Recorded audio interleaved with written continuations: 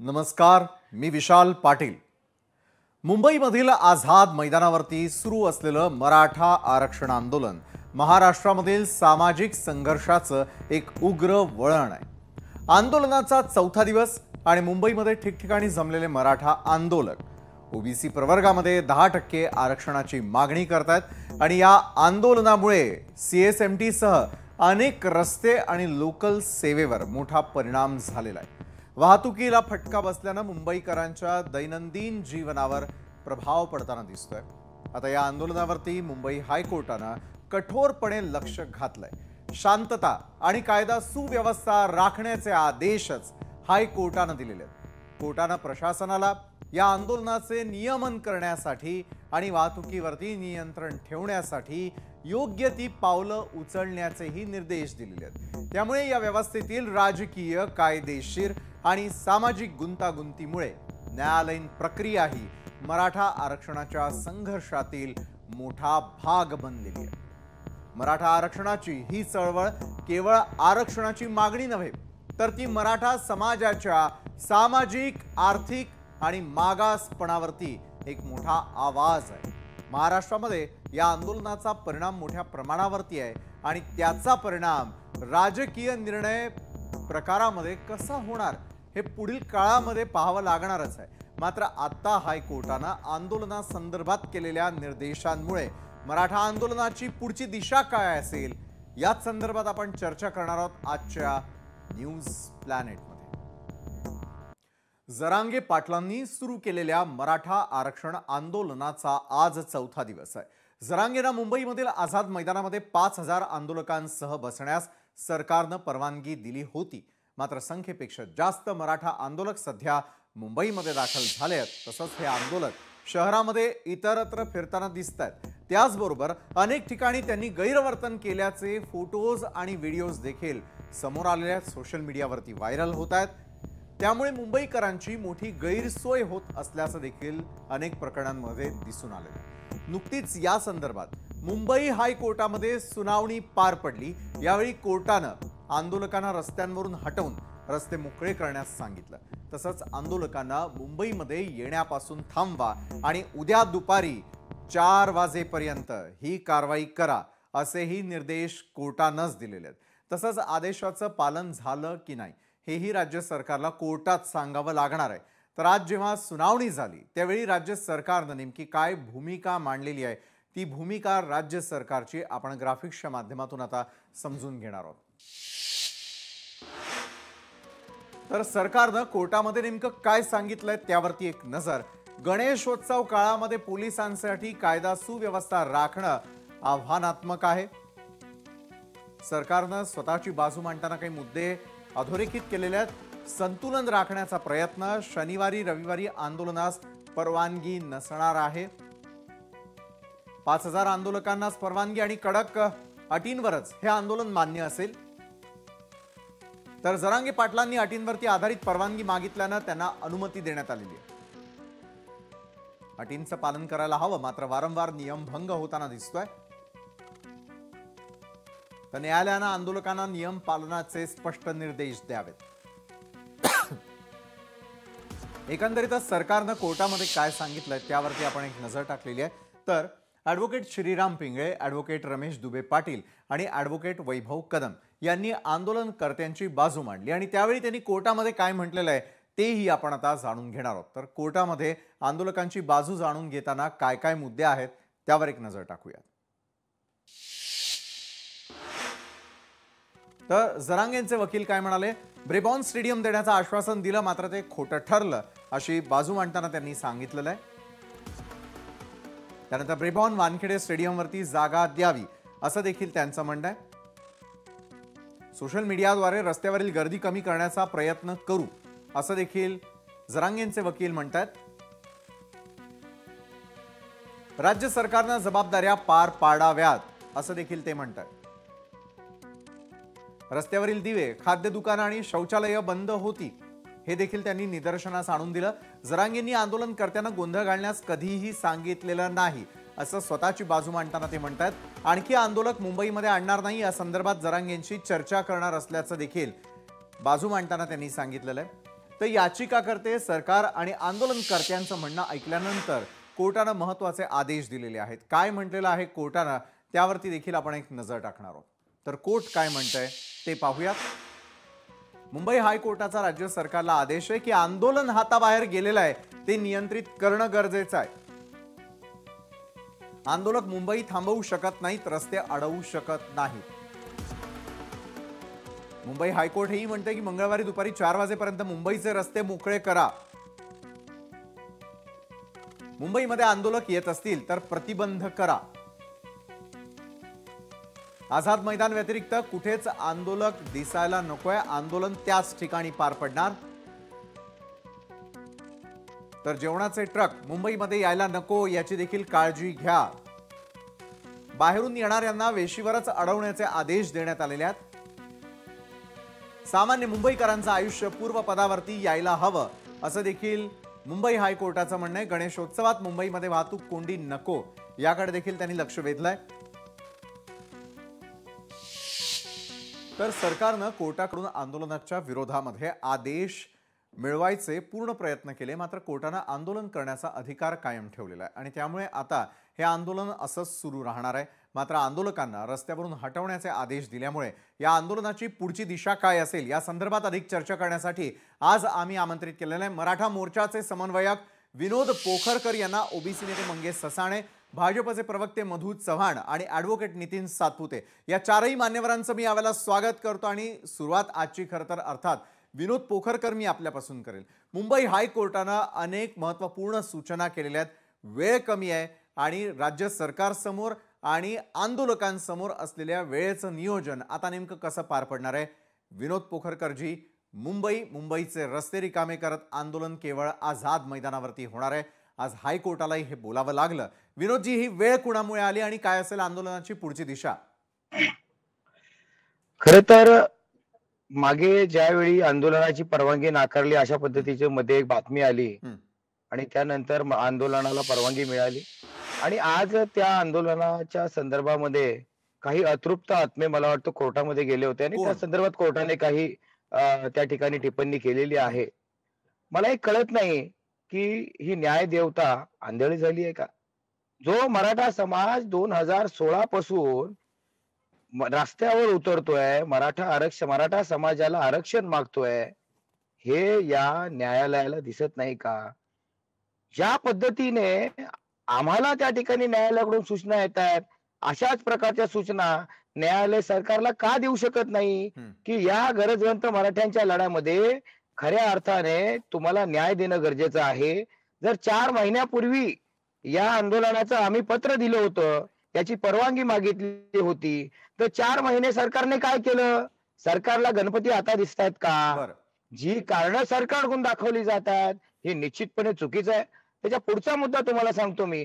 जर तुम्ही आझाद मैदानामध्ये मराठा मोर्चाच्या केवळ 5,000 लोक, मराठा समाजाच्या केवळ 5,000 लोकांना परवानगी देणार असाल तर याच आझाद मैदानामध्ये ज्यावेळी राजकीय पक्षांच्या लाखोंच्या सभा होतात, म्हणजे काय की राजकीय पक्षांना वेगळे कायदे आणि सर्वसामान्य बांधवांना वेगळे कायदे आहेत का या राज्यामध्ये?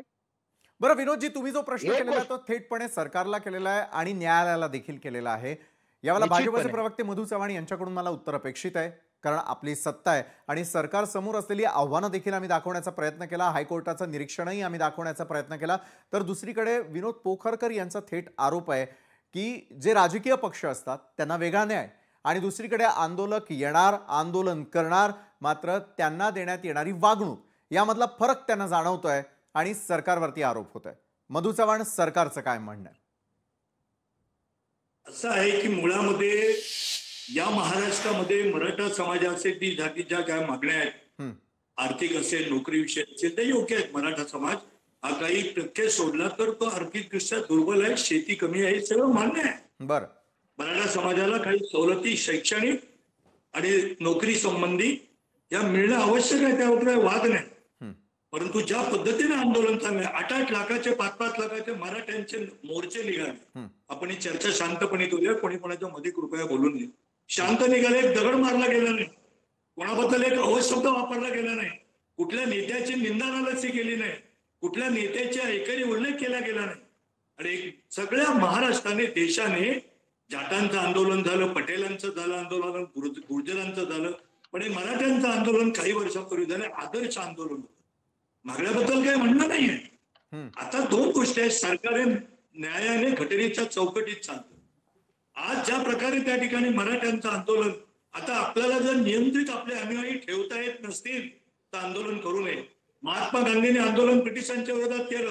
आम्ही काय करावं हे तुम्ही सांगण्याची गरज नाहीये. आमचा लढा हा सरकारच्या विरोधात आहे, सरकारच्या मागण्यांकडे आहे, मराठा समाजाच्या न्याय हक्कासाठी आहे.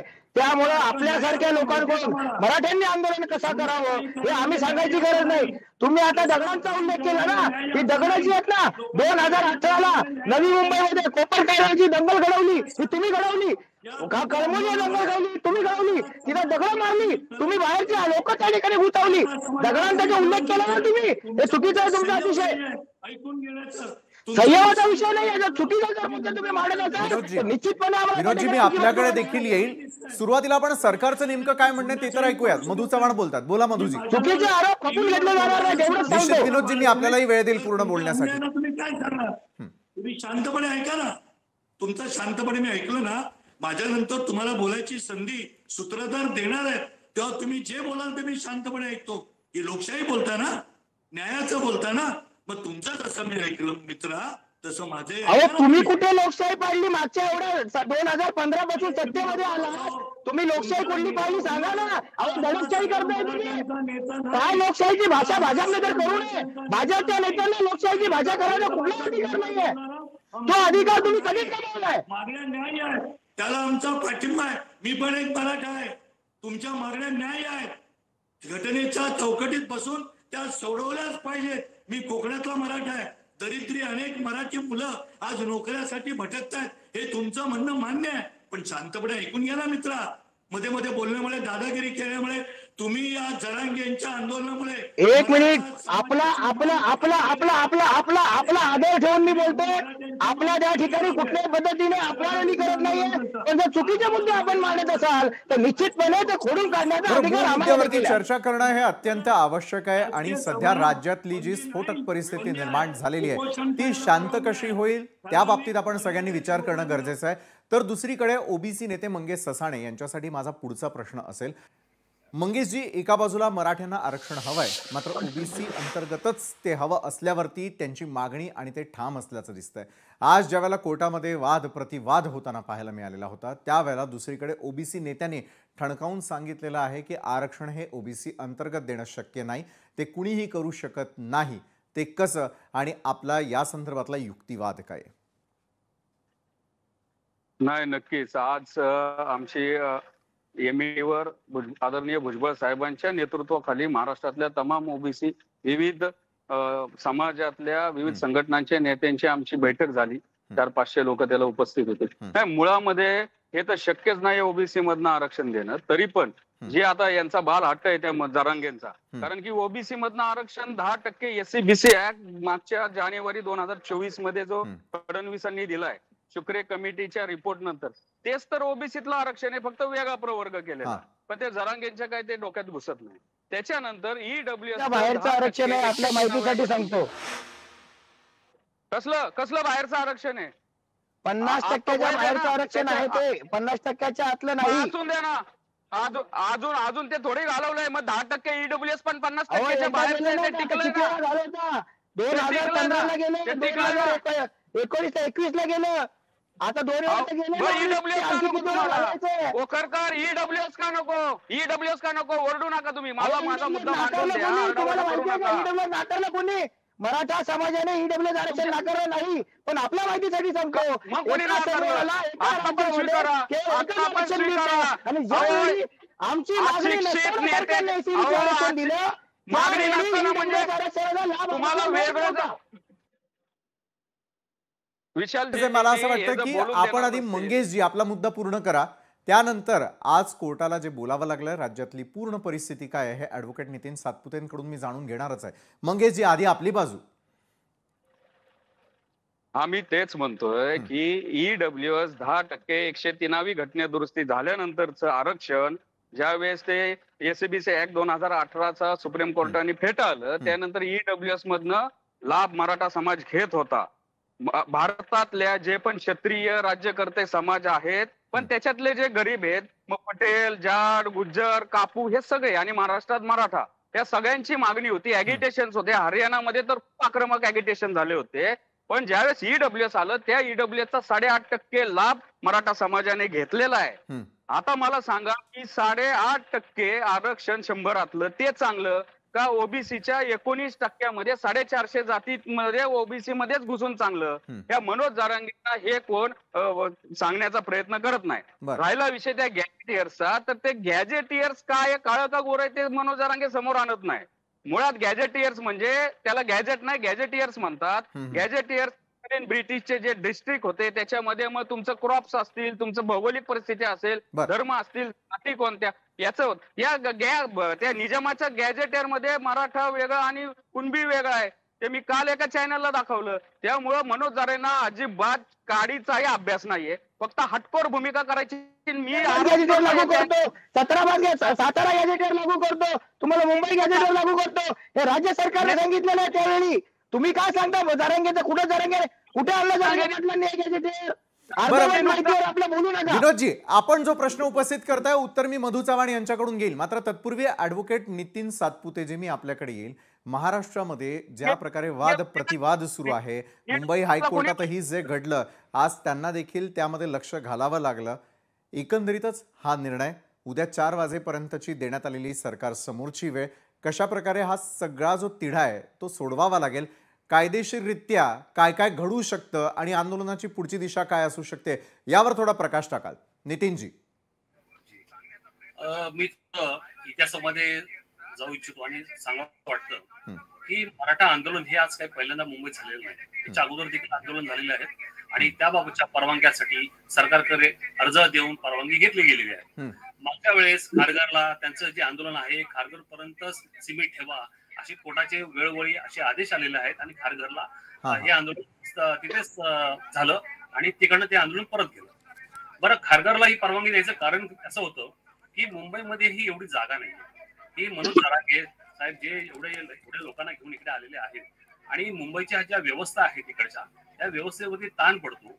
आज तुम्ही बघितलं असेल हे संपूर्ण चित्र माननीय उच्च न्यायालयामध्ये जस्टिस रवींद्र घोगे आणि जे जस्टिस धनखड यांच्याकडे ही जी आता याचिका सुनावणी करता आलेली आहे, ही याचिकामध्ये संपूर्ण फोटो, सोशल मीडिया, वृत्तपत्र अशी संपूर्ण फोटो हे आंदोलन करते जे मुंबईत जे आता यांचं काम होतं की शांतपणे आंदोलन करून त्यांची जी मागणी जी आहे सरकारकडून करून घेणं, पण तो विषय वेगळा आणि हे वागतात वेगळे.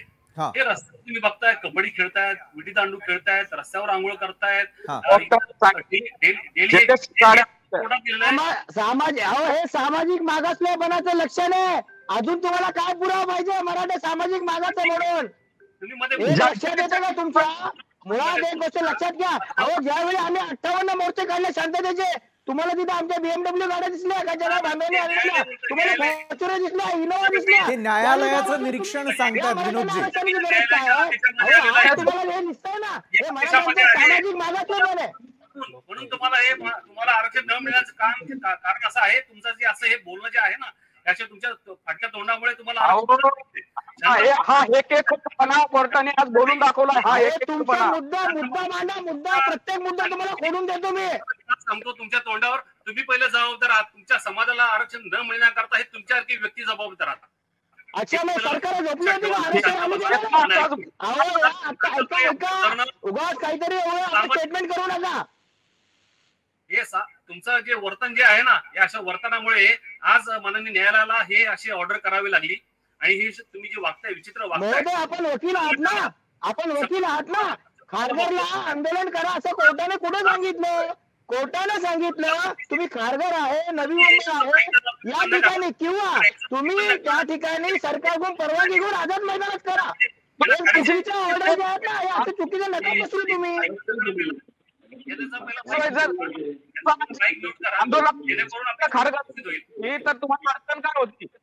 बरं, एका बाजूला कोर्टाचा निर्णय, दुसरीकडे प्रत्येक समाज आपापली बाजू मांडताना दिसतोय, तर दुसरीकडे सरकार समोर असलेलं उद्याचं महत्वाचं आव्हान ते म्हणजे 4 वाजेपर्यंत मुंबईचे रस्ते मोकळे करून देणं असेल. येत्या काळातील विसर्जनाला कुठलाही अडथळा येऊ नये आणि त्याचबरोबर आंदोलक हे 5,000च्या वर जाऊ नये अशा अनेक प्रकारची आव्हानं आहे। या आव्हानांना स्वतः भाजप सरकार कसं सामोरं जाणार आहे? तर भाजपचे प्रवक्ते मधु चव्हाण, मी आपल्याकडे येईल। आपल्याकडे कोर्टाच्या निर्देशानुसार असलेली वेळ आणि कारवाईचे आदेश हे कशा प्रकारे सरकार महाराष्ट्रामध्ये मुंबईमध्ये करून दाखवणार आहे?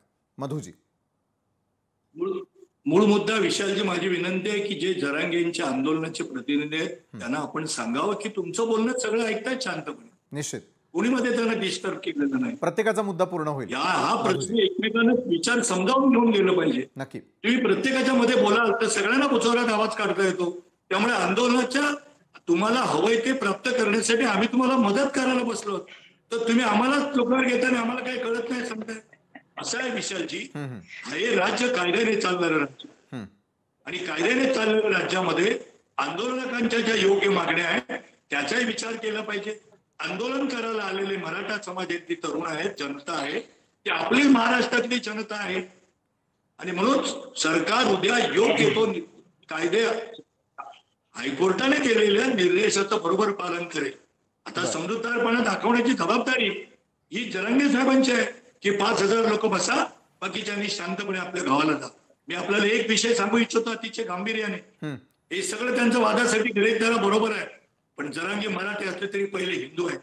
मुंबई शहरामध्ये आज 12,000 गणपती आहेत, प्रत्येक गणपतीला कमीत कमी 10 महिला आणि पुरुष दिलेले आहेत।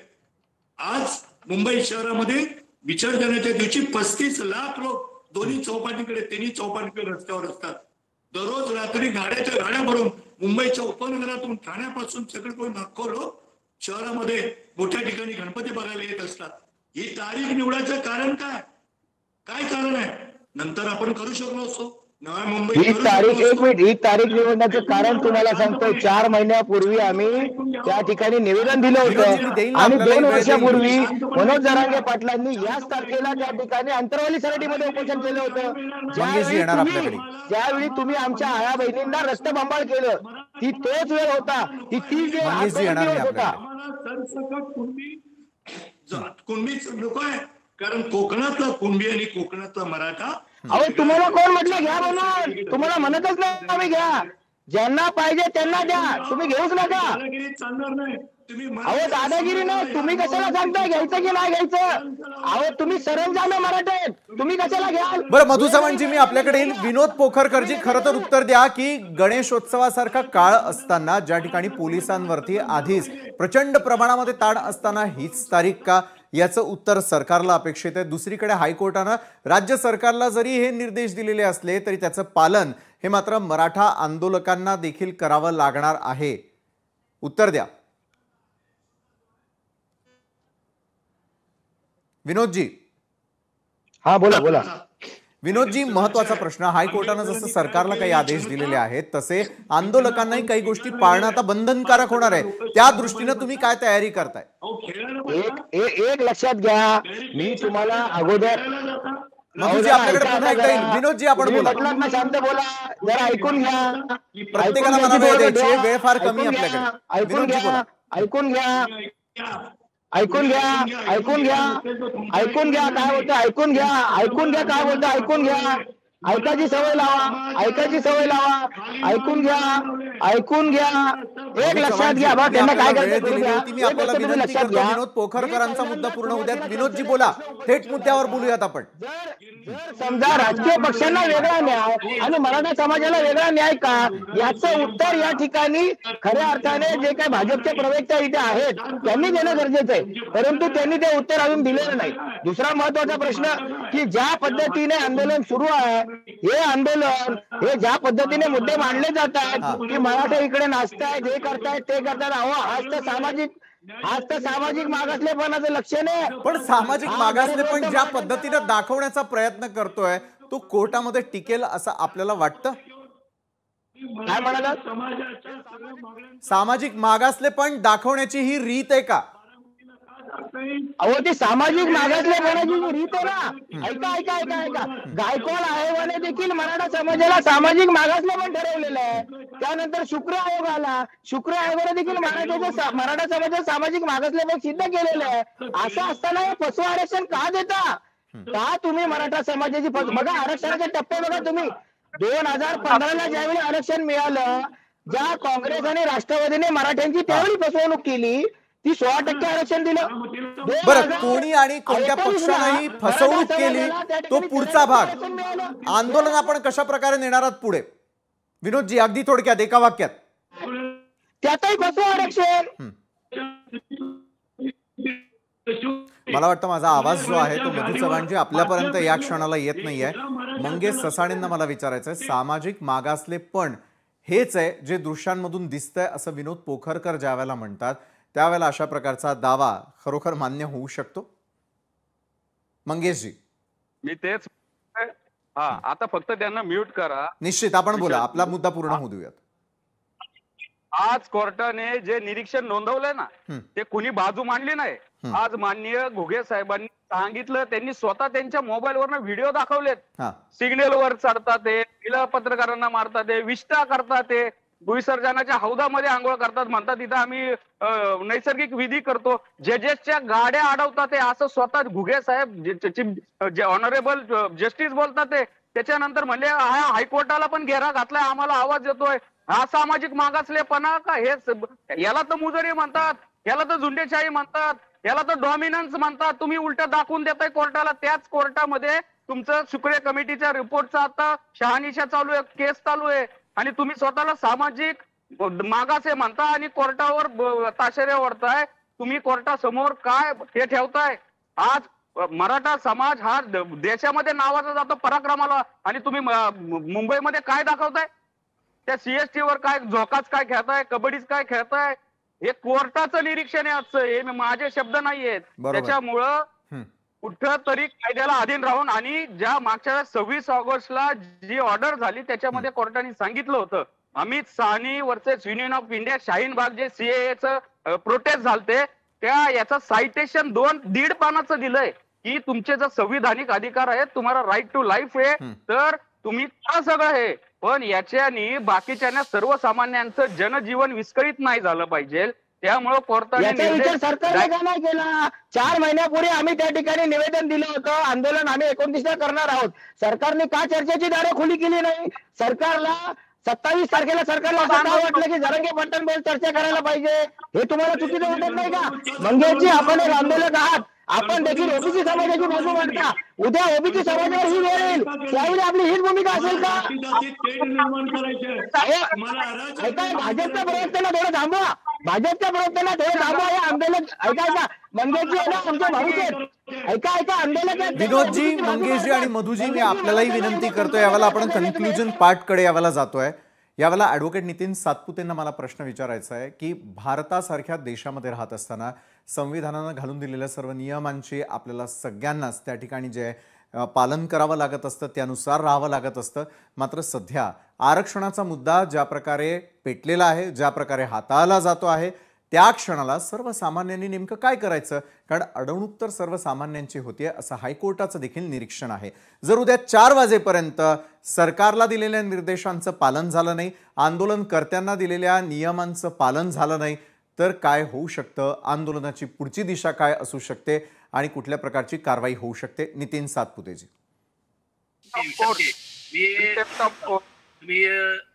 विनोद पोखरकर जे आहेत त्यांचा पहिला माईक त्याला म्यूट करा, कारण मगाशी ते कोणालाही बोलून देत नाही. आणि ही चर्चा जी आहे ही होत नाही. ही जी चर्चा आपण दाखवत आहोत याचं काही आउटपुट निघणार नाही. त्यामुळे मला त्याचा माईक मला बंद करा, का प्रत्येकाच्या त्याच्यामध्ये ते बोलतात. नितीनजी, आपण मुद्द्यावर येऊयात, वेळ कमी माझ्याकडे. लक्षण नाही यांचं. ठीक आहे, आज हे आदेश झालेले आहेत. मगाशी जे ऑब्झर्वेशन आणि मंगेशजींनी जे ऑब्झर्वेशन मगाशी सांगितलं, हे सायटेशन त्यांनी सांगितलं. आम्ही सानी जे जजमेंट त्यांनी, अजून एक जजमेंट त्यांनी दिलेलं आहे त्यावेळेस. जजमेंटचं नाव आहे त्या के मेहतूचं हिम्मतलाल हे जजमेंट आहे 1973चं. प्रत्येकाला आपले हक्क मागण्यासाठी घटनात्मक पद्धतीने सरकारकडे आंदोलन करून ती मागणी पूर्ण करून घ्यायचा असतो, हा अधिकार आहे प्रत्येकाला. आणि त्याप्रमाणे शांततेने जे गाईडलाईन घालून दिलेले आहेत त्या गाईडलाईन प्रमाणे प्रत्येकाला हा आंदोलनाचा मार्ग मोकळा आहे, प्रत्येकाला ते स्वातंत्र्य आहे. आर्टिकल 21 त्याचं या त्यांचे हे हक्क जे आहे हे अबाधित राखतं.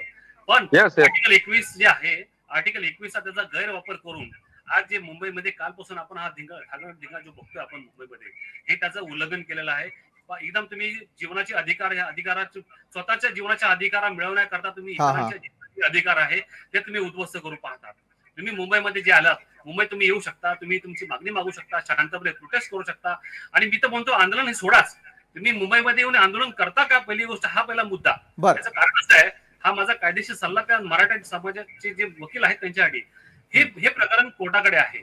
आज जे कोर्टाने आदेश दिलेला आहे रवींद्र घुगे आणि संदीप धनखड याच बेंचकडे त्यांची रिझर्वेशनची जी याचिका आहे याच बेंचकडे आहे. बरं. तुम्ही मागे ज्या 42 पिटिशन ज्या मुंबई उच्च न्यायालयावर पेंडिंग होत्या, त्याच्यामध्ये 2019 आदेश झाले, ते सर्वोच्च न्यायालयात गेलं आणि तेच प्रकरण आज जस्टिस रवींद्र घुगे यांच्या न्यायालयात ते पेंडिंग आहे आणि त्याची सुनावणी देखील मागच्या आठवड्यात झालेली आहे.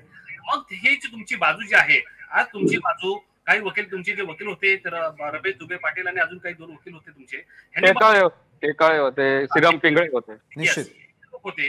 तुम्ही कोर्टात बाजू मांडली, मग ही तुम्ही रस्त्याला हे धांगडधिंगा करून लोकांना उरली धरून, लोकांना विटीस धरून तुम्हाला रिझर्वेशन कधी मिळणार नाही. बरोबर आहे नितीनजी, अगदी थोडक्यामध्ये आपण हे समजावून सांगण्याचा प्रयत्न केला. हायकोर्टाचं निरीक्षण आणि निर्देश काय आहेत याचं पालन मात्र सगळ्यांनाच करावं लागणार आहे. मात्र उद्या आंदोलनाची दिशा नेमकी काय असू शकते यावरती देखील लोकशाही मराठीची नजर अशाच प्रकारे असेल. धन्यवाद विनोद पोखरकरजी, मंगेश ससाणेजी, मधु चव्हाणजी आणि नितीन सातपुते सर, आपण या चर्चासत्रामध्ये आमच्यासोबत जोडला गेलात त्यासाठी. आजच्या न्यूज प्लॅनेटमध्ये वेळ झाली इथेच थांबण्याची. ताज्या घडामोडींसाठी पाहायला विसरू नका लोकशाही मराठी.